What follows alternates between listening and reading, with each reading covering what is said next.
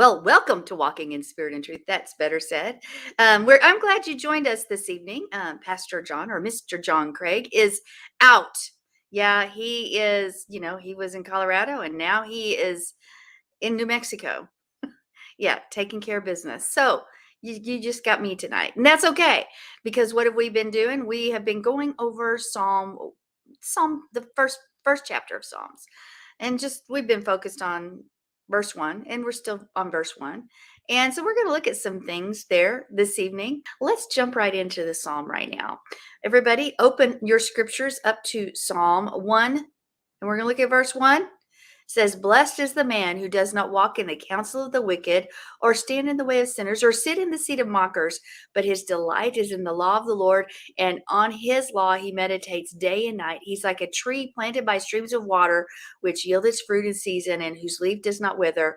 Whatever he does prospers." They think, wow, what a great way to start off this book, because it gets our attention. Blessed is the man.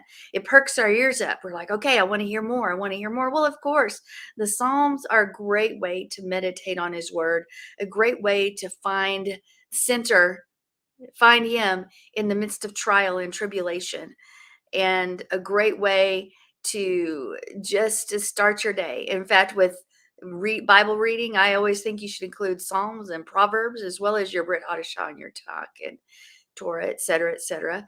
So here we go. Beginning of Psalms. Blessed is the man. Okay, blessed. I want to be blessed. Do you want to be blessed? Well, we talked last time about what that entails, and so it's not necessarily what we think. Oh, I'm going to have all this stuff. No, that's not what it's talking about.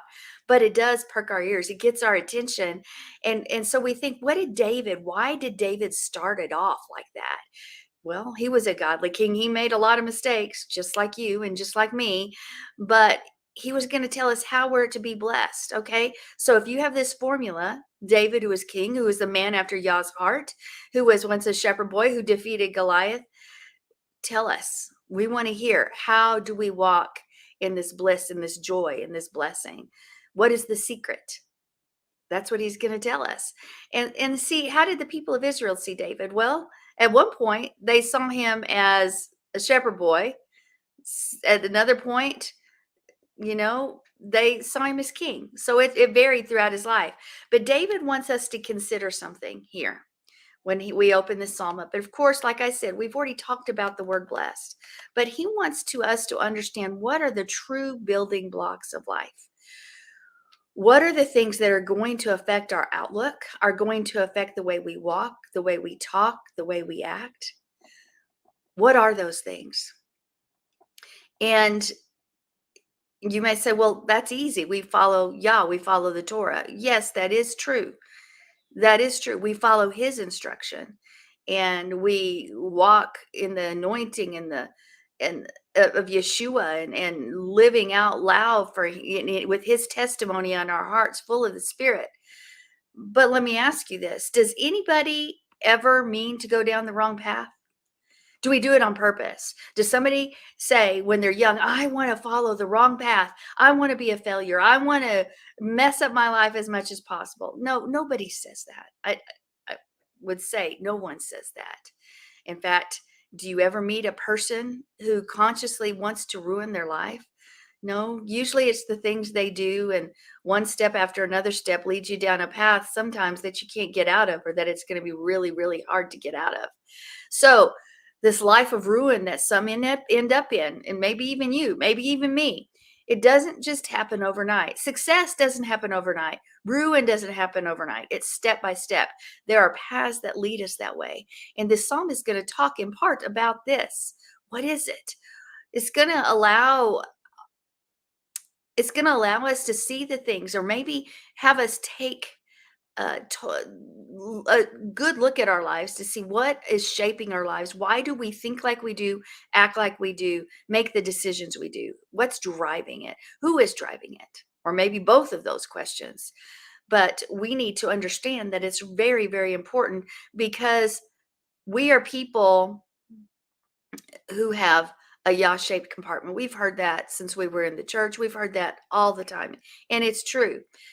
because there's something in us. We want to lead, maybe, but we also want to be led in that we want the answers. We want to know where we're supposed to go, what we're supposed to do. And so here's my question: is is what is leading us or driving us in our life what we're worshiping, what we're spending time with, what we focus on, what we think about, what we engage in? Because all of those things can equal worship. Yeah, what are we worshiping? Because it seems that those things where our mind is, where our heart is, are the things that are actually going to shape our lives into what they are or will be or are right now. Think about that. The things we've done, the things we've said in the past have made our today, and tomorrow is being made as we speak. Now, am I saying that trials and tribulation are only a result of our own action? No, sometimes those are tests. But other times our life is what we make it. Our life is a result of the decisions and the choices that we've laid before ourselves. So David is saying, if you want to be blessed, consider what is actually shaping your life. He says, a blessed man does not, number one, he does not walk in the counsel of the wicked. Number two, he does not stand in the paths of sinners. And number three, he does not sit at the seat of scoffers. Now, we're going to go over the Hebrew parallelism and some other poetry ideas at another time, but not tonight. Tonight, we're going to just focus in on a few words and see if that's going to give us any revelation as to what this roadmap for our life actually is. Okay. So blessed, as I said, we've already looked at that. And I told you guys, it's not about getting a merited favor on our lives in this, because Yah's so good. That's not what it's really about. It's about you and I doing something for ourselves that results in a benefit to us. Yeah, it's a result of action that we take. The first word of the Psalms does not wait on God to act for us. No, it's about us acting. Where are we walking? Where are we standing? Where are we sitting? It's telling us, of course, this word blessed, a shar or a share. It's about those things being up to you and being up to me. Remember, as we said, it's an action verb. It's not something that you sit around waiting. There's a goal in mind when you do this. Blessed, there's this goal. And the reason it sometimes is translated as happy or blissful is because it's something that leads us there. It's our actions. It's this believer, this person, this word that's showing our choices. Our choices are going to lead to a life of blessing and joy. Some would say bliss and rest, or it's going to be chaos. When we think about that, is what I'm walking through right now a result of my choices? Is it a test I'm going through? What is it? Let's look. Well, you can experience joy. You can experience happiness, blessing, bliss when you walk down that straight path of learning and you don't accept the influence from those sources and resources that are around you. And you may say, I don't. Well, we're going to talk about that, because you are being bombarded on every side throughout the day, every day, from all sorts of voices that are trying to push and pull you one way or another. And many times, even as believers, we acquiesce, we give in to those voices.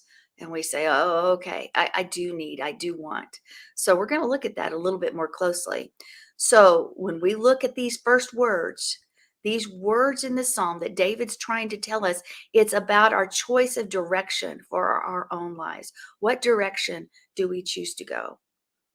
Well, that should be good news to you and me, because that means we're not stuck. We're not waiting around for something to happen. No, we get to drive it. We trust in Yahweh. We follow his ways, but it's our choices that are going to drive us to chaos or joy, whichever it is. It's in your power. It's in my power as we walk in him or by our own flesh. Which is it? Okay. And understand there's also a flip side, because if it's completely in your power, guess what? You don't have an excuse for not doing it. And when people make excuses, any excuse is going to do, but none are valid in this case. None are valid. You don't have that joy that accompanies your path, the straight path, walking in the path of righteousness with your goal to be rest, with your goal to be Yeshua. When you're not there and your life has veered off in this other direction, when you take a true look at your own life, you can't blame Yahweh. You can't blame your neighbor. You have to look at yourself. And ultimately, Yah can redeem anything. He can turn things around. Hallelujah. He's the Yah, second, third chances, etc., etc., etc. We can go on from there. But he has constructed this world so that we get to make those choices. Do we walk straight? If we do, we're going to experience joy. We'll experience his rest. We'll experience righteousness, or we'll walk in righteousness. If we walk a different way, if we walk on down the crooked path, if we walk down the wide path, we're going to experience wrath. We're going to experience chaos. We're going to experience trouble. So let's go back to the beginning of this verse. Blessed is the man who does not walk in the counsel. We're just going to start right there for a moment. Counsel. Okay. When you look at this verse, it's important to remember that there's action here. Walking, you standing, sitting, all those are action words. And then we see this word counsel. Well, that word is etzah. Etzah. You might think, well, it really doesn't apply to me because, counsel, I go to the word all the time. That's solely I go to Yahweh, I'm in prayer, and that's where I make my choices. Well, let's look at it, because etzah is challenging because it has two different meanings, actually. It can be translated as plan or determine, but it also can be advise or counsel. And if we try to choose one or the other, maybe that's not wise. Maybe we should take all of that into consideration. Yes, read the context, but if we choose in one translation instead of the other, it's not always wise. So we've got to be careful not to just gloss over the implication of both meanings. So we have plan or determine, advise or counsel. So David could be telling us, hey, don't walk according to the advice of the wicked. Or he could be saying, don't make plans based on the wicked. Or maybe both work.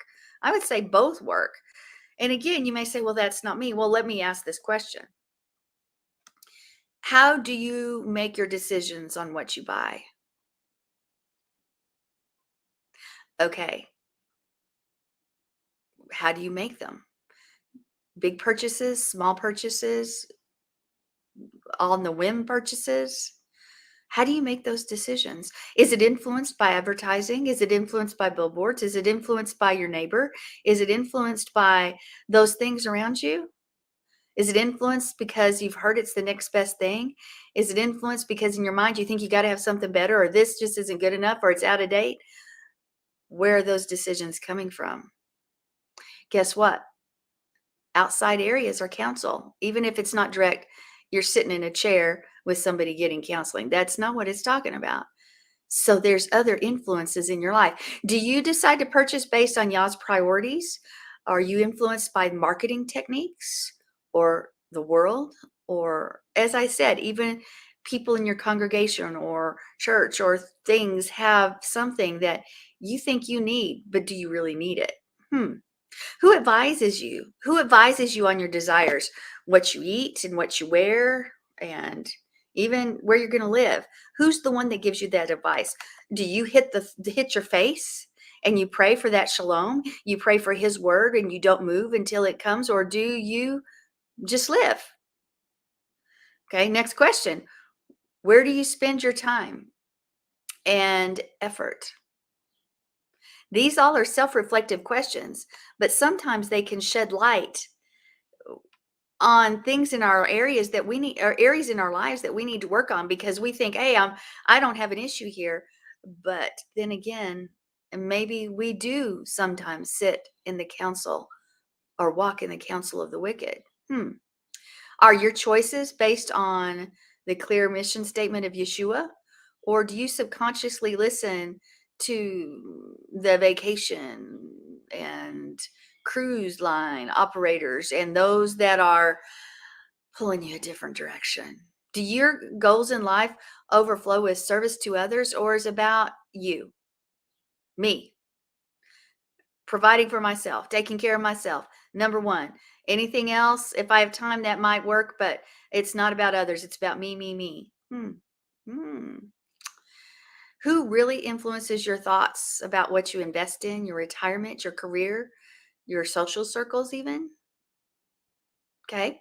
Are you spending time and money and effort with the least of these?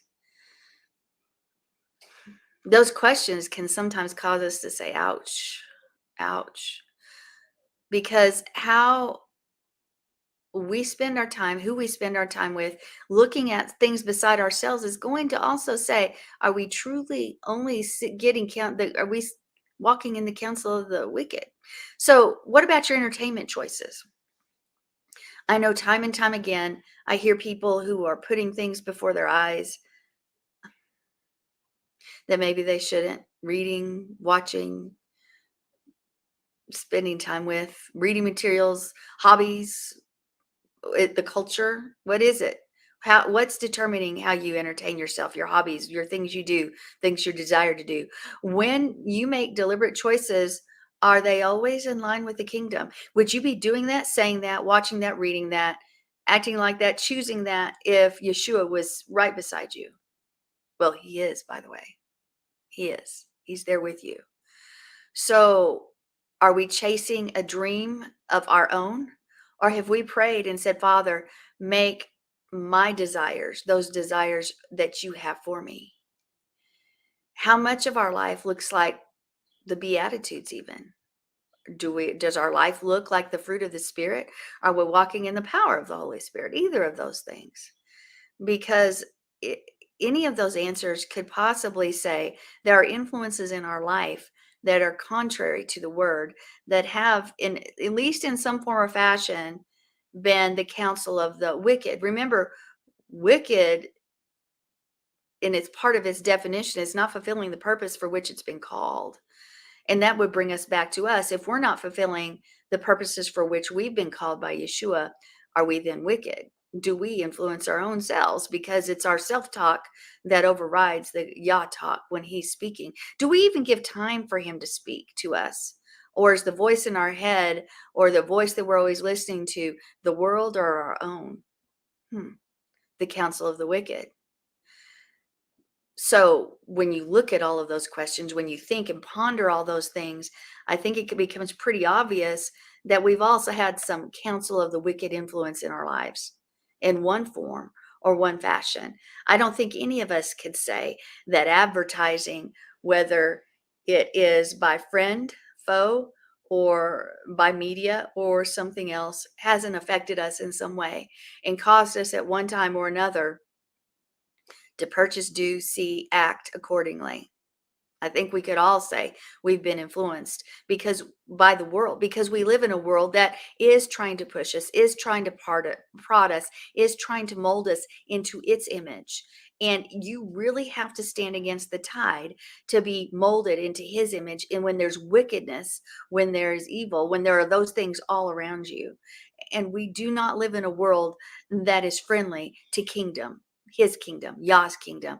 We live in a world that wants to destroy it. But we have to remember that greater is he who is in us than he who is in the world. And we already have the victory, but we forget that. We forget it. We forget it. And we walk a different way.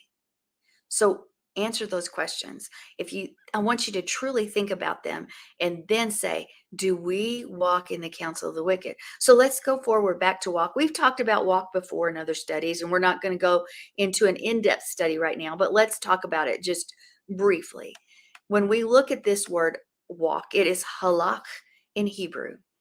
Okay, it's translated so many different ways, 146 ways in the NASB, but its common denominator in all the usages is that you're going somewhere. Halak is this journey. It's a destination. What is our destination? Well, we talked about when we have done the other Psalms that our goal is rest. Our goal is Yeshua. And we walk on the path of righteousness, the narrow way to reach that point. And all around us is chaos. But nonetheless, there's a destination. So a walk is a walk to a destination, a simple walk to a destination. In part, it's this journey. It's a life journey. Are you on a life journey? I'm on a life journey. We're on a life journey. So it's a journey, and accordingly, we're going from one place to point A to point B. And sometimes we are driven off course. And remember, if you're driven off course just a little bit, that gap becomes wider and wider as you go on. And so ultimately, when you reach a certain point, you're far off from the place that you once desired to be. And that's why even letting a little compromise in your life, just giving a little here or there, a little influence of the world, this won't matter. It's just a suggestion.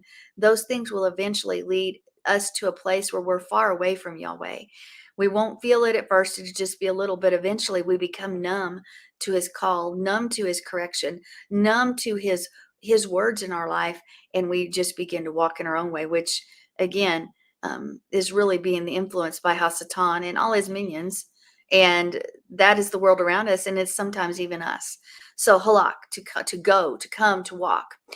Now, in this word is spelled with a hey, a lamed, and a cough. And here's what it means. We're going to break it down a little bit in the paleo just to see if we have a little more information. So the hey, remember, it's that guy with his outstretched arms to the heavens. And it can mean to look upon, to behold, to pay attention to what follows. Something is about to be revealed. That it can also mean worship. Okay? Worship, which that's understandable even in the picture of it itself. And then when you look at the lamed, it's this picture of this shepherd's staff, and it means to control or to have authority, or the voice of authority. And the kaf is this picture of the hand, to cover, to allow, to atone. So let's put it together. What we worship, what we pay attention to, what we look upon has control over and authority to cover or to allow things into our lives. To walk means what we worship or pay attention to or to look upon has control and authority to cover or allow in our lives. Ouch. Walking, worshiping, pay attention to something, those things are all connected, because what we're worshiping is really where we're going to be walking. It's just like driving the car, and all of a sudden you see something on the side of the road and you start to veer a little bit. It happens, right? Because our focus and our attention is drawn elsewhere, and now that thing has control over us. Now, if it's Yah that's driving, if it's Yahweh who we're worshiping, then he is the one that has control over us. It's his authority that's driving us. But we all truly need to ask ourselves the question, in this area, I see evidence of this in my life. Be honest with yourself, because if you're not honest with yourself, you'll never, ever be able to make it right. First, you have to admit, you have to teshuva, you have to turn 180 degrees and say, I'm not going that way anymore. I want to do what's right. And it's the day and the hour, folks, where we don't have time to mess around anymore. We don't have time to play games and say, well, I'll make it right later down the line after I enjoy this for a while. No, we need to make it right now. We need to truly assess our lives and say, hey, I'm missing it here and here and here. Because what we worship, what we pay attention to, has control and authority to cover or to allow things in your lives. That protection or that complete unprotected state that we live in the world. So what is walking? We walk according to what we worship. We walk according to what we're given authority to. That's what our walk is. And that's ultimately going to be our destination. You mean destination is the word? Yeah. If that's where your time, effort, money, etc., your vision's at, you're just of the world. You're just like everybody else. Don't deceive yourself just because you know of Torah. The enemy knows of Torah. The enemy can quote the word better than any of us. So having head knowledge without walking it out and letting Yah drive your life is nothing, because the enemy knows. He knows the story.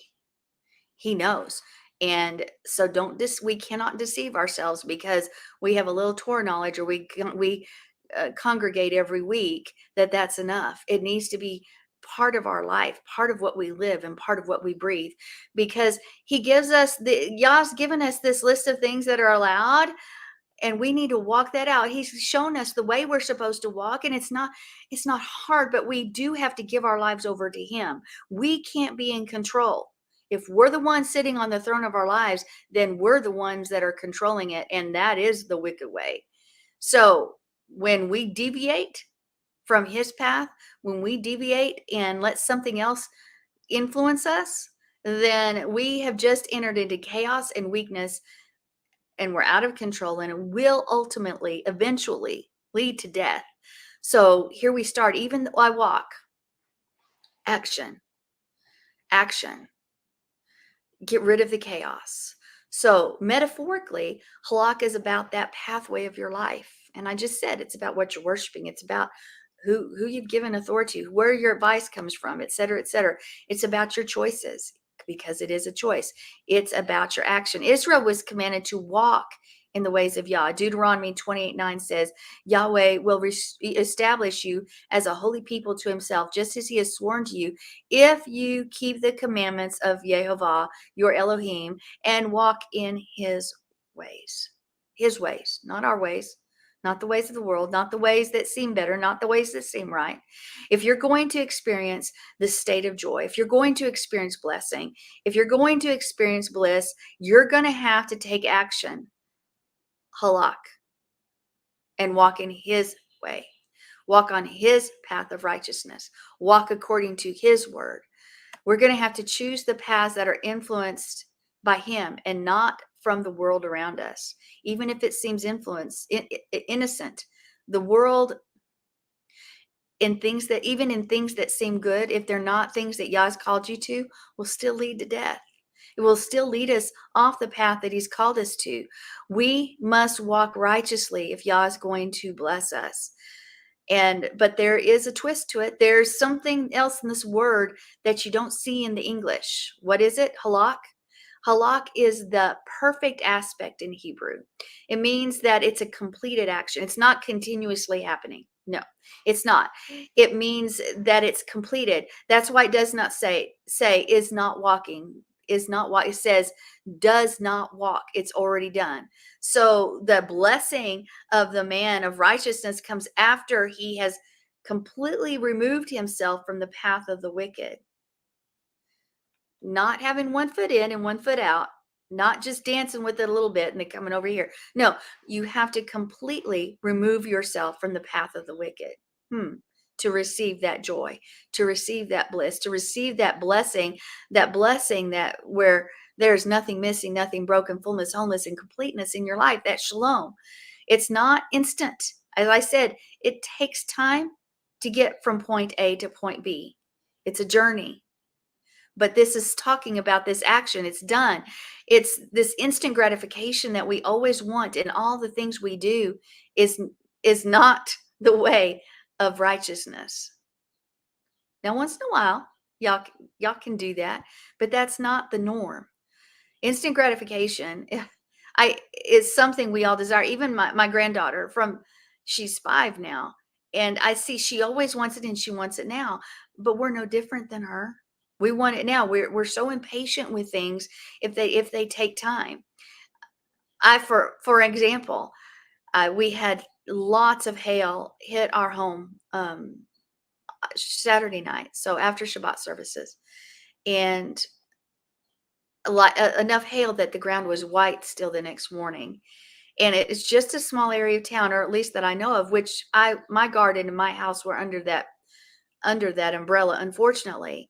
And I walked out to my garden the next day, and Sunday morning I didn't want to do it because I didn't want to see, because I saw, and I walked out there and I assessed the damage. I mean, things were shredded up, and what was beautiful 24 hours ago is not so beautiful now. And I was like, Father, you could heal it right now. Just do it. Just make everything just boom, new leaves form, life come back in. And I'm reminded, in time, he can do that, by the way, but in time there'll be recovery. And in the midst of the lesson, I was like, what are you trying to teach me here? I've worked hard and done all this. And then I stopped and I said, well, it's not really about me. It's not the work I've done. It's about him blessing the work of my hands, but ultimately, he's the one that gives the rain and the sun. He is the one that causes those things to grow. I'm just the one that's out there doing some of the work and following his way. But I wanted instant gratification, and I know that a miracle could happen, but I knew ultimately that I have to sit back and wait for that recovery. It's going to happen. It's going to produce. It's going to bring forth life. It may have take a little bit longer, but that's okay. There's a reason and purpose behind everything that happens. And we've got to remember that in everything in our life. Even with Jonathan and what he's walked through, don't understand it all, still don't. We're still waiting on things to happen, but everything according to his time. Because for Jonathan, there's a Joseph victory we're going to see, and we are seeing. For us, for you, for me, there's victory. I don't know what it is. It may not be instantaneous, or it might be. That healing, that blessing, that financial dependence as we depend upon him, that financial blessing even, it's coming. It's coming, but may not be instant. So this psalm, if it's not about instant gratification, because that's the way of the wicked, it's about long obedience. It's about choosing the long haul. You know, have you ever had your kid, once they get something, they ask for something, get it, and then they go back? They go back to whatever way they shouldn't be doing, or something they shouldn't be doing, because that desire was satisfied. Well, is that about us too? That desire is satisfied, and therefore we go back to our old ways? Just asking. So long obedience, that's what this is about. Long obedience, perfect progress, because it's become this routine, following him, following his ways, taking note of those around us, loving those who seem unlovable, even loving our enemy. Walking out his word has become such a norm in our life, such a routine. It's the direction we're in, and we aren't fighting it, but we're walking that blessed life. We need to know that halak is that completed action, because we do not or should not expect this instant fix. We make a choice to step away from the influence and advice of those that oppose his path, Yah's path. We want to, if we take a choice and step away, even if it means loss, then we're taking a step in the right direction. So you think, okay, I'm trying. Why aren't you rushing to my rescue? I'm doing the right thing. Rush to my rescue. Do what you need to do right now. Halak reminds us that that joy, that blessing belongs to all of us who persevere through it. We persevere through that place because it takes time. Do you know everything you need to know instantly? Or do you, or are we instantly full of knowledge and wisdom on all the things that we need to know? Or is it a walk that we're walking out as we're learning Torah, as we're growing, as we're learning about his way, as he starts to take the rough edges off us gradually? Hallelujah. He doesn't do it all at once. Well, followers are formed over time. Our lives are molded over time. The things that we do are happen over time. And his way is about us walking out his way, so that it's normal, natural, not just for a brief time and then get what we want and go back to what we want to do. It needs to be just part of us and who we are. And when people see us, that's what they identify. There's a follower of Yeshua. There's someone who loves him and loves his way and walks it out. That's blessing. That's walking out in his blessing. That is being a reflection of Yahweh. That's being light and salt in the world. Yah's instruct us to stop hanging out with people who aren't godly. He does want us to avoid those things, because the company we keep is important, because we tend to take on the traits of everybody we're spending time with, everything we're spending time with. What is it? We need to choose to spend time with his people, so that we are iron sharpens iron, and we can walk more uprightly in his way. And we can be corrected. We need to be teachable. Absolutely. Teachable is a hard word, because nobody wants to have their mistakes pointed out or be told what to do. but that's who we need to be. We need to make choices to walk in his way. We need to make choices to love one another. We need to make choices and pray, Father, help us to walk in the fruit of the Spirit to all that we come across, no matter what comes our way. Help us to walk this out. He is good all the time. And if we let him sit on the throne of our lives and we don't, that's a key. We don't sit on the throne, the one that drives, the one that moves. We're going to find that rest, that blessing, that bliss, that joy, because we are not sitting or walking in the counsel of the wicked. And there's a lot more to each of those phrases, and we're going to go over each one, and we're going to look at the poetry of this, and hopefully John will join us next time. But I want us to really take stock this week of who is influencing our lives, what is possibly influencing our lives and our decisions. And then say, Father, in the name of Yeshua, I want you to be my influence. I want your desires to be my desires. Work on my heart. Change my life so that walking it out and being light in the midst of darkness and salt in the earth is just normal and natural. I don't even have to think about it anymore because it's who I am. And all of that will come. Anyway, that is part of what we're studying tonight, Psalm 1:1. And I am so glad that you've joined us. And we're going to talk again next week. And we will see you then. So until next time, Shalom.